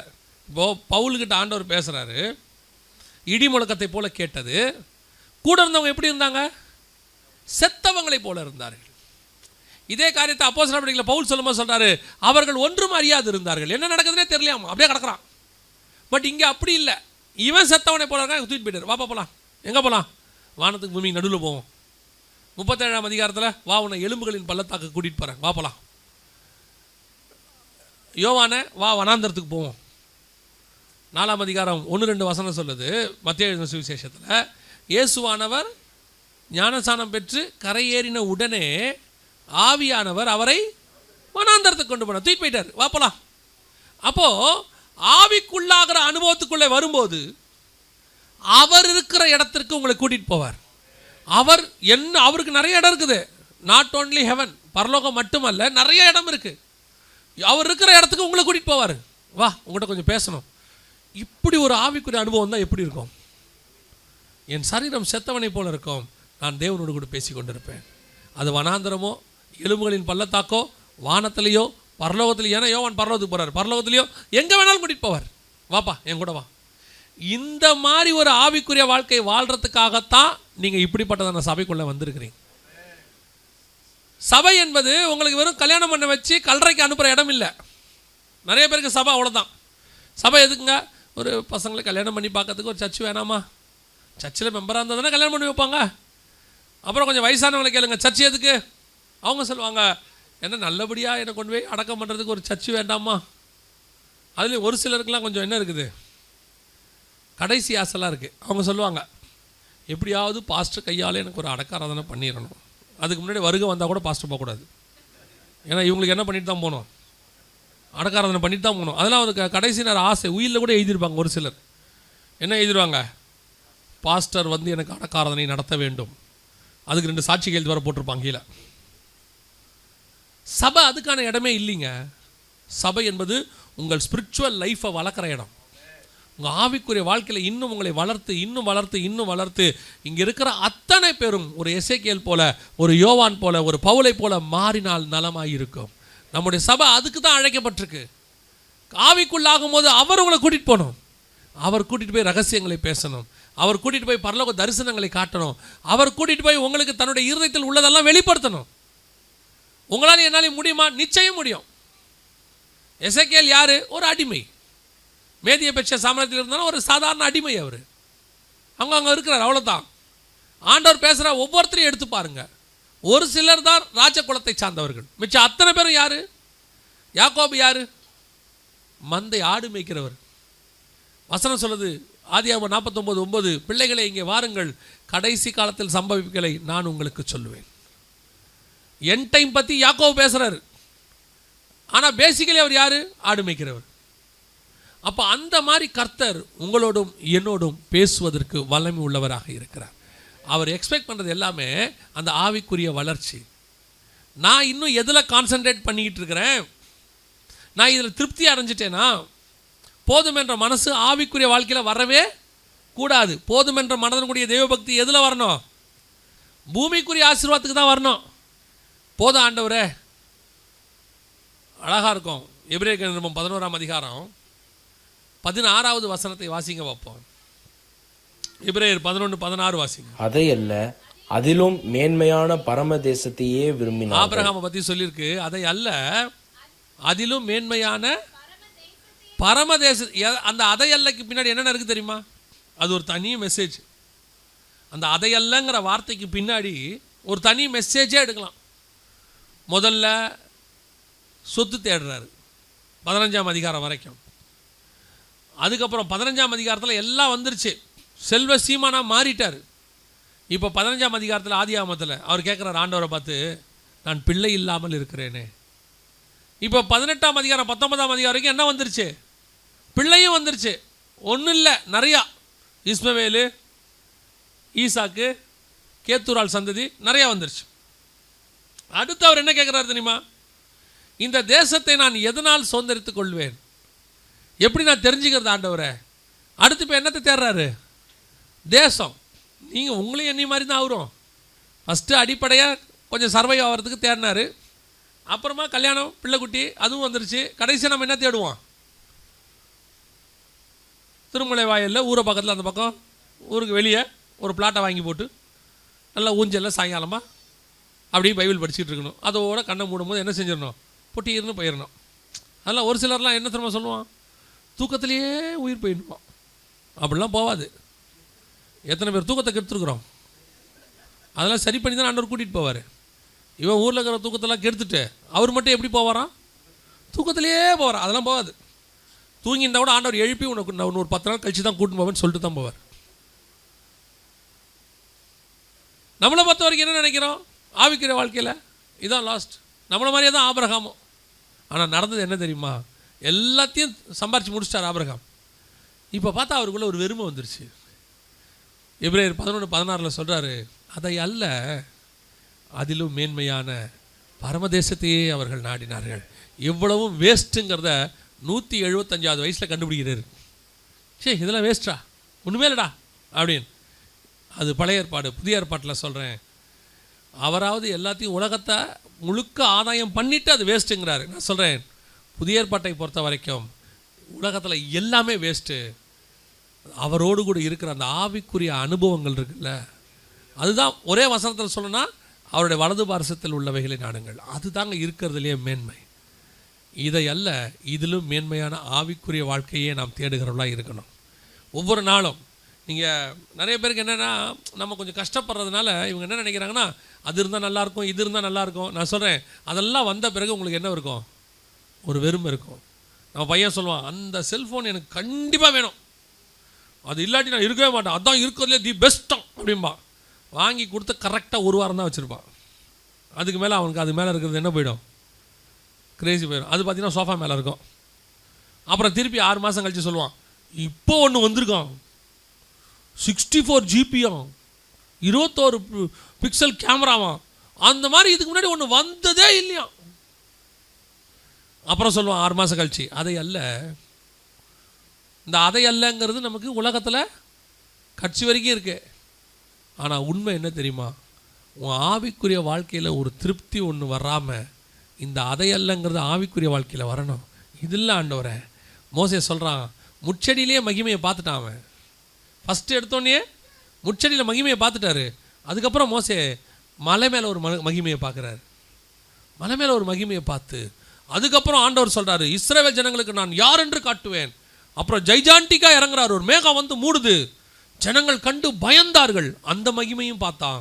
இவ்வளோ பார்த்து முடிச்சுட்டு 34ஆம் அதிகாரத்தில் கேட்குறான் ஆண்டவரை பார்த்து, ஆண்டவரே, நான் உம்முடைய மகிமையை பார்க்க வேண்டும். இப்போ என்ன மகிமை இருக்குது? இதெல்லாம் நிழல். நீங்கள் டைரெக்டாக வாங்க. நான் இப்போ உங்களுடைய சவுண்டை கேட்டுக்கிட்டு இருக்கிறேன், நெருப்பு மாதிரி பார்த்துக்கிட்டு இருக்கிறேன், மேகம் மாதிரி பார்த்துட்டு இருக்கிறேன். இதெல்லாம் ஓகே தான், யாருக்கும் கிடைக்காது எனக்கு கிடைச்சிருக்குது. ஆனால் இதில் ஆண்டவரை இன்னொன்று இருக்கு. என்ன இருக்கு? உங்கள் மகிமை அப்படியே முகமாக பார்க்குற பாருங்க, அது வேணும். இந்த மாதிரி வாஞ்சை தான் உங்களுக்கு எனக்கும் வரணும். இந்த காரில் ஆண்டவரை இதை விட இன்னும் கொஞ்சம் கம்ஃபர்டபுளாக கார் வேணும். இந்த வீடு இல்லை, இன்னும் கொஞ்சம் பெரிய வீடாக இருந்தால் நல்லாயிருக்கும். இந்த சட்டை விட அந்த சட்டை நல்லாயிருக்கும். இந்த ஷூவை விட அந்த ஷூ நல்லாயிருக்கும். அதை அல்ல, அதிலும் மேன்மையான ஆவிக்குரிய ஆசீர்வாதத்தை நாம் நாடுகிறவராக இருக்க வேண்டும். அல்லேலூயா. ஒவ்வொரு நாளும் ஒவ்வொரு வாரமும் ஆவிக்குரிய வாழ்க்கையில் வளர்ந்துக்கிட்டே இருக்கணும். ஒரு நாள் கர்த்தருடைய சத்தத்தை கேட்குறவர்களாய் மாறணும். அதோடு திருப்தி ஆகக்கூடாது. கர்த்தர் உங்களோடு கூட நம்பி ரகசியம் பேசுகிறதை, பரலோகத்தை உங்களுக்கு வெளிப்படுத்துகிறதை நீங்கள் அந்த ஸ்டாண்டர்டுக்கு போகணும். அதோடு திருப்தி ஆகக்கூடாது. ஒரு நாள் வரும், அவர் இருக்கிற இடத்திற்கு உங்களை அழைத்து கொண்டு போய் உட்கார வைத்து கர்த்தர் பேசுவார். அந்த அளவுக்கு ஆவிக்குரிய வாழ்க்கையில் வளர்ச்சி அடையணும். அல்லேலூயா. அதுதான் ஆவிக்குள்ள ஆகிற அனுபவம். நாம் ஜெபம் பண்ண போகிறோம். எல்லாரும் தேவனை நோக்கி பார்க்க போகிறோம். பரிசுத்த ஆவியை நாம் பெற்றிருக்கிறோம். இதோடு கூட திருப்தி என்பது வரக்கூடாது. நான் ஆவிக்குள் ஆகிற அனுபவத்துக்கு வரணும். ஒப்பு கொடுத்து ஜெபம் பண்ணுவோமா? உண்மையிலே அந்த வாஞ்சை இருந்தால் நான் அப்படிப்பட்டதான ஒரு அனுபவத்துக்குள்ளே வரணும். என்கிட்ட கர்த்தர் அந்த ரகசியத்தை பேசணும். என் அளவுலையாவது பேசணும். என் சபையை பற்றி பேசணும். என் ஜனங்களை பற்றி பேசணும். என் குடும்பத்தை பற்றியாவது பேசணும். என் தேசத்தை பற்றியாவது என்கிட்ட கர்த்தர் பேசணும். என்னை நம்புங்கப்பா. அப்படி ஒரு ஸ்தானத்துக்கு ஆண்டவர்கிட்ட போங்க. ஆண்டவர்கிட்ட சொல்லுங்க, என்னை நம்புங்க ஆண்டவரே, என் மேலே உங்களுக்கு நம்பிக்கை வரட்டும். 11 அப்போஸ்தலர்கள் மேலே வராத நம்பிக்கை யோவான் மேலே கர்த்தருக்கு வந்துச்சு. அதனால தான் காட்டி கொடுக்கிறவன் யாருங்கிறத ஆண்டவர் யூதாஸுக்கு சொன்னார், அந்த யோவானுக்கு சொன்னார். அதுதான் ஸ்டார்டிங். அதுக்கு பிறகு அந்த யோவான் மேலே வச்ச நம்பிக்கை வெளிப்படுத்தின விசேஷங்கிற மொத்த ரகசியத்தையும் கர்த்தர் அவங்ககிட்ட போய் சொல்றார். அதான் ஸ்டார்டிங். யோவான் மேலே வச்ச நம்பிக்கையோட ஸ்டார்டிங். அந்த மாதிரி ஆண்டவர் உன்னை நம்பணும். நீங்க ஆவிக்குள்ளாகிற அனுபவத்துக்கு வரணும். கர்த்தரோடு கூட நடக்கிற அனுபவம் வரணும். கர்த்தர் சத்தத்தை கேட்கிற இடத்துக்கு வரணும். கர்த்தருடைய முகத்தை பார்க்கிற இடத்துக்கு வரணும். கடைசியா கர்த்தர் எங்க இருக்கிறாரோ அங்க உங்களை கூட்டிட்டு போகணும். எப்படி தெரியுமா? செத்து போய் அங்க போறது இல்ல, வருகையில போறது இல்ல. அதுக்கு முன்னாடி யூதாவின் மூப்பர்களோடு நான் பேசி கொண்டிருக்கும் போதே கர்த்தர் என்னை கூட்டிட்டு போனார். வாப்பா, நான் உங்ககிட்ட கொஞ்சம் பேசணும். இந்த மனுஷங்கிட்ட உட்கார்ந்து 1 மணி நேரம் பேசுவதை விட என் தேவனுடைய சமூகத்தில் போய் அவரோடு கூட பேசி கொண்டிருப்பேன். என்ன ஒரு அனுபவம் பாருங்க எசேக்கியேலுக்கு. அப்படி ஒரு அனுபவத்துக்கு நீங்களும் நானும் வரணும். அப்படி ஒப்பு கொடுத்து ஜெபிக்க விரும்புகிறவங்க எல்லாரும் உண்மையா சும்மாவாது நீங்கள் கையெல்லாம் தூக்குனீங்கன்னா அது உங்களுக்கும் பிரயோஜனம் இல்லை, பரலோகமும் அதை பார்த்து அசட்டை பண்ணும். சும்மாவாது வந்து மீட்டிங்கில் கை தூக்கிட்டு இருக்கிறாங்க. நீங்கள் கை தூக்காமல் சும்மா ஜெபம் பண்ணுங்க, தப்பே கிடையாது. ஆனால் அந்த அனுபவம் வேணும்னு உண்மையாக வாஞ்சியாக இருக்கிறவங்க மட்டும் உங்களுடைய கரங்களை ஆண்டவருக்கு நேராக உயர்த்தி, ஆண்டவரே என்னை அதுபோல மாற்றுங்கப்பா, நான் அப்படி ஒரு ஆவிக்குரிய அனுபவத்துக்கு வரணும். உங்கள் சத்தத்தை கேட்குற பிள்ளையா, உங்கள் முகத்தை பார்க்குற பிள்ளையா, உங்களோடு கூட நடக்கிற பிள்ளையா, நீங்கள் இருக்கிற இடத்துல நானும் இருக்கிறேன் ஆண்டவரே. அப்படி ஒரு ஒப்பு கொடுத்து ஜெபம் பண்ணுவோமா? சர்வ வல்லமை உள்ள எங்கள் தகப்பனே, அருமையான காலை வேளைக்காக உமக்கு நன்றி. தேவனாகிய கர்த்தர் எங்களுக்கு தந்த சந்தர்ப்பத்துக்காக ஸ்தோத்திரம். எப்படி ஆகிலும் ஆண்டவரே, நாங்களும் ஆவிக்குரிய வாழ்க்கையில் வளர்ச்சி அடைய, மகிமையின் மேல் மகிமை அடைய, ஆண்டவரே நாங்கள் இன்னும் ஸ்தானத்துக்கு மேல் ஸ்தானம் மேலே வர, உங்களை முகமுகமா சந்திக்கிற இடத்துக்கு, நீங்க இருக்கிற இடத்துல உங்களை முகமுகமா சந்திக்கிறதுக்கு எங்களுக்கு கிருபை பாராட்டுங்கப்பா. பரிசுத்த வாட்டி பாடினது போல, எஜமான் என் இயேசு முகம் தேடுவேன், என் கண் கர்த்தாவின் கரம் நோக்குமே, பறந்து புறா போல் சிறகடித்து பாடி சென்றோர் நாள் இளைப்பாறுவேன். அப்படிப்பட்டதான ஒரு அனுபவம் எனக்கு வேணும் ஆண்டவரே. கரத்தில் ஒப்பு கொடுக்கிறோம். எங்க சபை அப்படி மாறட்டும். சபையில் இருக்கிற ஒவ்வொரு விசுவாசியும் அப்படி ஆவிக்குரிய அனுபவத்துக்கு வரட்டும். அந்த வாஞ்சை வரட்டும். அப்படி தரப்போற தயவுக்காய் ஸ்தோத்திரம். மாலை வேளை கூட்டத்தையும் வருகை தாமதிக்குமானால் ஆசீர்வதியும். இயேசுவின் நாமத்தில் பிதாவே.